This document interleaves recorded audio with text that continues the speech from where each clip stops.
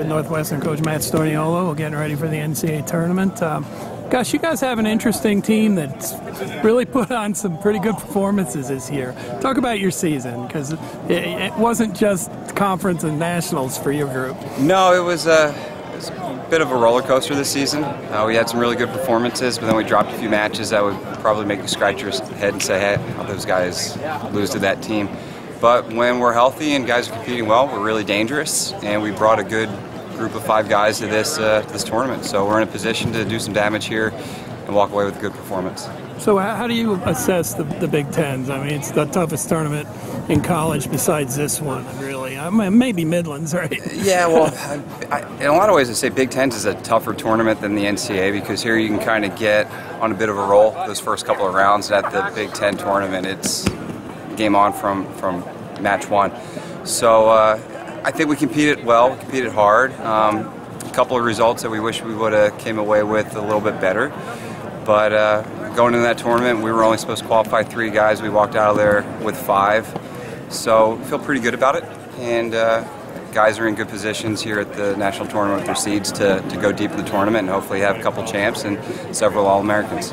Yeah, and I talk a little bit about Sebastian. I mean, he's All-American coming in, but made a leap this year. What were the things that made a difference, do you think, in him going from being an All-American to maybe being able to win this thing? I think it was a couple of things. One, the confidence of being an All-American last year has done great things for him. He's always been a competitor, he's always been a gamer, but now he knows that he's one of the best guys at the weight starting off the year. And his work ethic, his mindset, and he's a gamer. He rises to the level of his competition, and when it's time to be competing on the big stage, that's what he wants, that's what he loves, and he gets better for those matches. Well, you guys not only have assembled a bunch of good wrestlers, but your coaching staff is impressive. Talk about the guys that are helping you work with these athletes and improve the program. I'm extremely fortunate to have the staff that I have. It makes life so much easier when you have guys like Andrew Howe, Cody Brewer, Jimmy Kennedy to help bring these guys along, to mentor them, to work out with them and teach them. And yeah, I couldn't be luckier. Those guys are awesome, and it's a joy to have them around. You guys feel good about the kids you have right now, right? Last week after the conference tournament, what do you focus on?